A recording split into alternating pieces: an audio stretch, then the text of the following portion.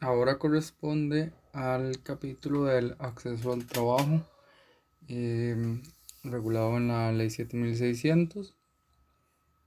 Este es uno de los más importantes porque las violaciones más regulares que se acusaban al menos eran las de los trabajadores.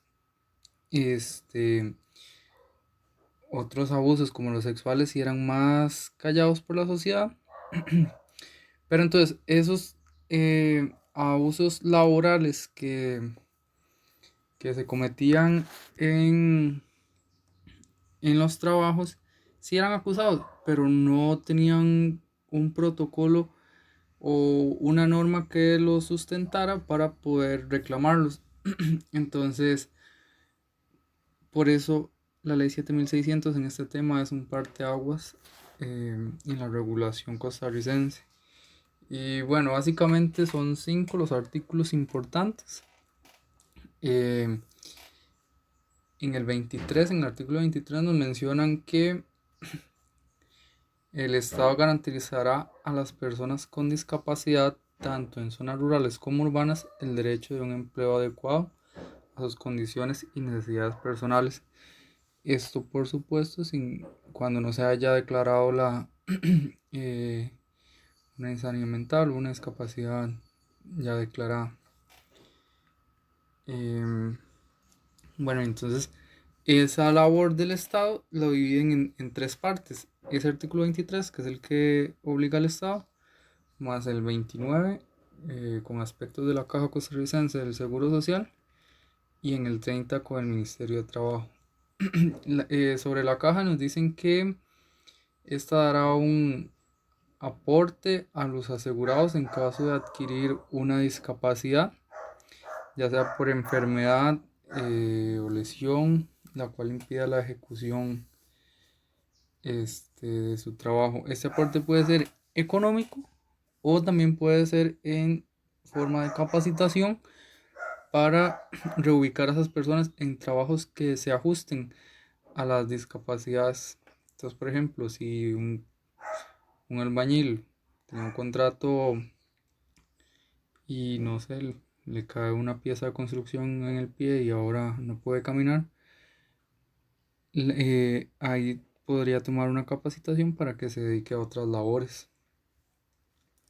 Em, También la cobertura de gastos médicos. Bueno, con lo anterior ya se hacía referencia a lo que es a lo que conocemos como la pensión, por incapacidad laboral. Pero cuando es una em, discapacidad que requiere atención médica, la caja la podría dar hasta por un año, y también a eso aportar una pensión no mínima al valor de la pensión mínima del régimen contributario. Con respecto al Ministerio de Trabajo, ellos tienen la labor en casos con personas con discapacidad de brindar asesoramiento en readaptación, colocación y reubicación en el empleo de las personas con discapacidad.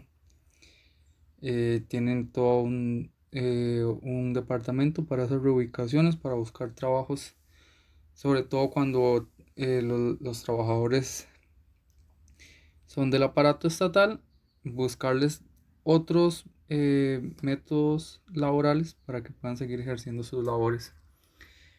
Em, También a través de la Dirección General de Asuntos Laborales brindan sus servicios para atender consultas y reclamos a trabajadores con alguna discapacidad. Entonces, bueno, esto era prácticamente obvio, pero cuando se cometa esas violaciones para los que trabajan con discapacidad, eh, acceder a la Dirección General de Asuntos Laborales, que pertenece al Ministerio de Trabajo. Bueno, actos de discriminación. Se pueden considerar la selección de personal con mecanismos que no estén adaptados a las condiciones de los aspirantes, también el exigir requisitos adicionales a los establecidos y, y el no emplear por razón de su discapacidad algún trabajo idóneo. Entonces, en el primer caso sería que se contrate a una persona y luego se le den o se le brinden condiciones que no pueda realizar por su discapacidad. También el que se contrate a la persona y luego se le soliciten aptitudes que no estaban establecidas en el contrato. Eso se considera actos de discriminación laboral. El que se le niegue el acceso y la utilización a los recursos productivos también.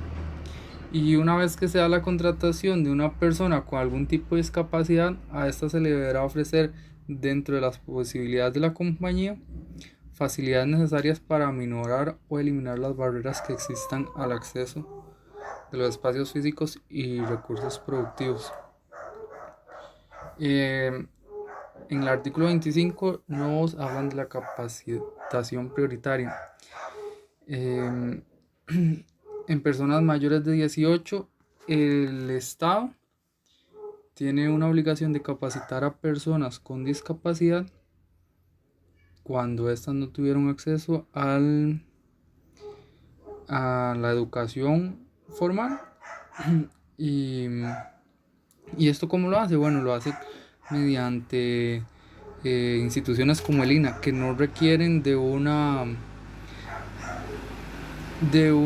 requisitos mayores para poder acceder a sus planes de estudio. Entonces, así formar a una persona con discapacidad que pueda valerse por sí misma y no tenga que depender económicamente de parientes o terceros. Eh, ya saliéndonos de la ley, ¿por qué se debe adaptar las condiciones laborales para personas con discapacidad? No es porque estas personas cuenten con aptitudes diferentes a los demás, sino porque la sociedad se construye y evoluciona con respecto a personas que por lo general no tienen todas las capacidades necesarias. Entonces, al crear el mismo aparato social, esas barreras para que personas que tienen algún déficit en algún área pueda acceder, se le deben dar esas herramientas para que puedan desarrollar sus labores en un ambiente que no fue construido para ese tipo de personas.